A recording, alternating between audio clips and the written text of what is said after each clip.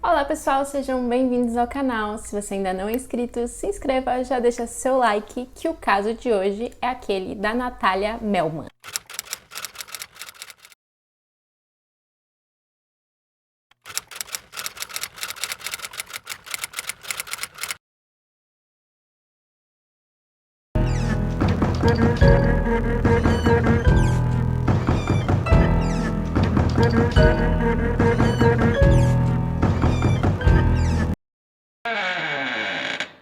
Natália Mariel Melman nasceu no dia 13 de março de 1986, na província de Buenos Aires, na Argentina.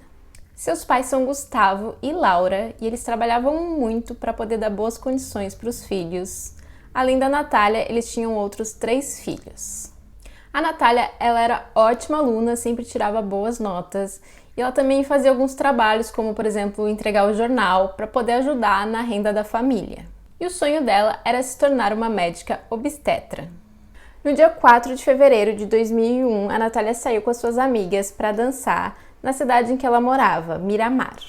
Miramar é uma cidade marítima turística da Argentina e ela fica ao sudeste da província de Buenos Aires e foi pensada como um espaço de veraneio para as crianças e para as famílias.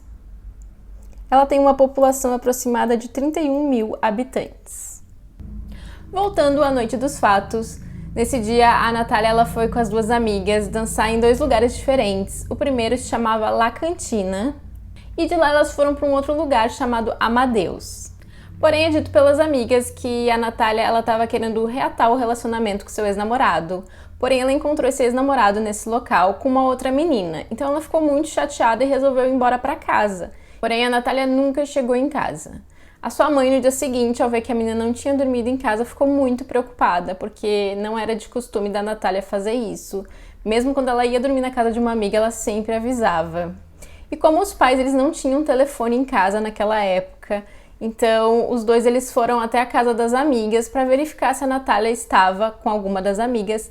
Porém, as amigas informaram que ela tinha saído sozinha na noite anterior para voltar para casa. Então os pais começaram a procurar nos hospitais e na praia para ver se encontrava a Natália. Porém, eles não encontraram nenhum sinal da menina. Já no final do dia 5 de fevereiro, eles fizeram a denúncia de desaparecimento para a polícia. Porém, a polícia registrou esse desaparecimento, na verdade, como uma fuga, como se ela tivesse fugido de casa, ou seja, desaparecido por conta própria. O desaparecimento começou a ser bastante divulgado e com isso surgiram algumas testemunhas que disseram ter visto a Natália saindo do Amadeus e ela teria caminhado por algumas quadras enquanto foi seguida por um homem identificado como Gustavo Fernandes. Gustavo Daniel Fernandes, conhecido como El Galo, tinha uma péssima reputação e antecedentes criminais. O homem ele foi interrogado, mas ele foi liberado logo em seguida. E o município de Miramar ele cedeu um escritório para os pais da Natália, que as pessoas pudessem ir lá e dar qualquer informação que elas tivessem referentes ao paradeiro da Natália. Visto que eles não tinham telefone em casa, isso facilitou a comunicação com eles e eles passavam praticamente o dia todo nesse escritório à espera de notícias da filha. E como em muitos casos como esse, diversas pessoas apareceram dizendo que tinham visto a Natália em diferentes cidades do país. E também, como é bastante comum, infelizmente, muita gente tentou culpar a menina, ou seja, culpou a vítima, dizendo que ela tinha saído com roupas muito curtas, que ela tinha voltado para casa sozinha, que provavelmente ela estava bêbada. Coisas que gente sem noção fala em situações assim.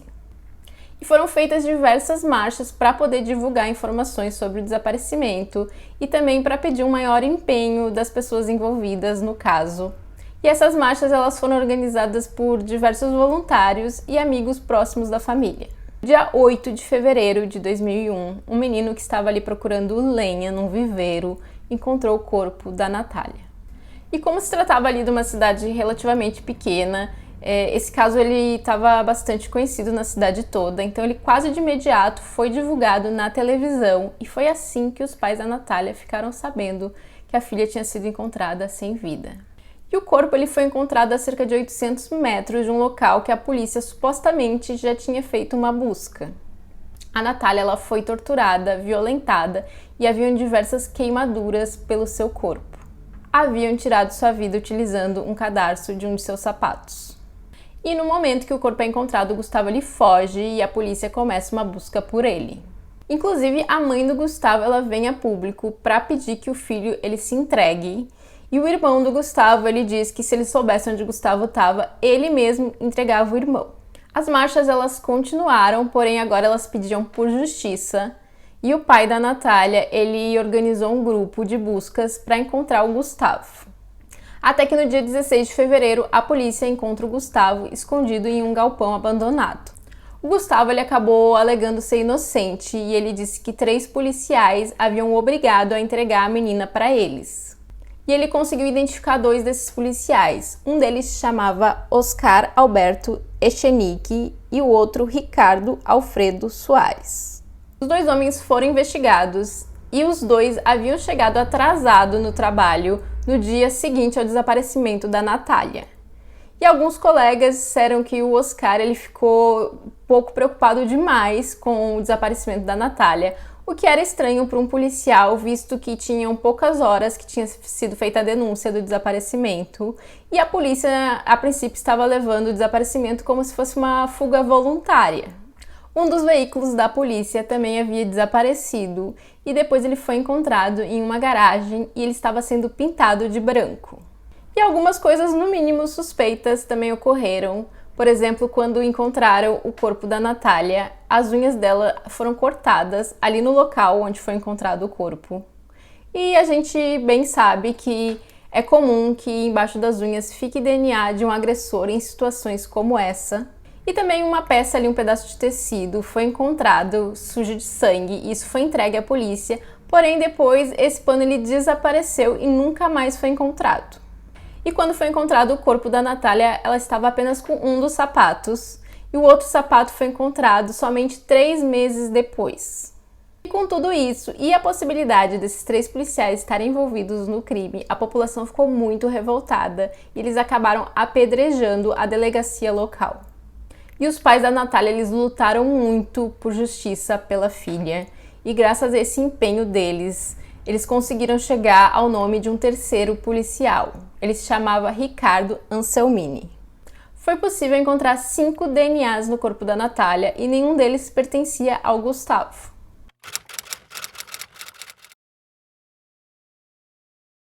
E o que as investigações concluíram foi que o Gustavo teria golpeado a Natália e depois entregue para esses policiais.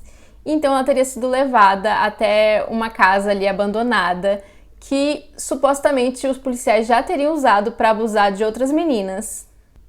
Lá ela foi torturada, violentada e eles tiraram a vida dela nessa casa e depois teriam levado ela até o local onde o corpo foi encontrado, mantendo o corpo escondido durante 4 dias antes de colocar nesse local.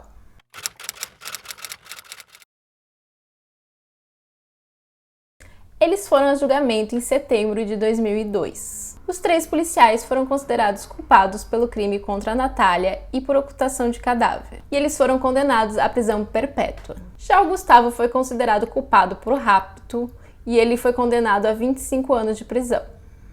Porém, no ano de 2006, os policiais eles tiveram as suas penas reduzidas e com isso eles também ganharam direito a saídas temporárias.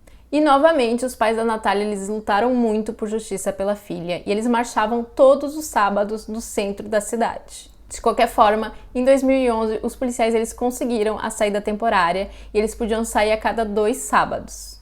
Supostamente eles tinham que ficar em casa, porém eles não eram monitorados de nenhuma forma, nem mesmo possuíam tornozeleiras eletrônicas. Inclusive, há um relato da mãe da Natália que, em uma certa ocasião, ela encontrou um dos policiais no supermercado. E depois de muitos protestos da população, voltou-se atrás da decisão da saída temporária e então eles perderam esse direito. Porém, em 2017, voltaram a aprovar o direito de saída temporária para os 3 policiais. O que, claro, novamente causou muita revolta. Em 2018, testaram o DNA de outro policial chamado Ricardo Panadeiro, e o resultado deu positivo para um dos DNAs encontrados no corpo da Natália. Pelas informações que eu encontrei, ele ainda não foi julgado, e até hoje não encontrou-se a quem pertence o 5º DNA. E eu não consegui encontrar informação se os policiais já estão em liberdade. Porém, a condenação do Oscar e do Soares terminou em 7 de junho desse ano, 2022, E a do Anselmini vai terminar no dia 29 de agosto, também de 2022. Já o Gustavo teve uma redução de 10 anos na sua pena e ele está em liberdade desde 2009.